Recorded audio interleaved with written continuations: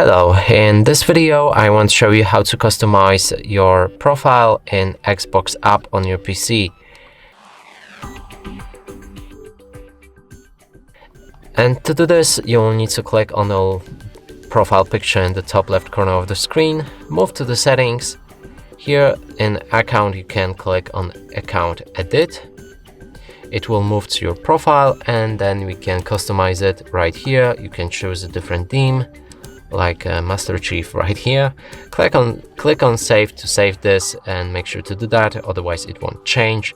You can edit your bio and okay, let's go back, and also location, where you live, or add your social media account.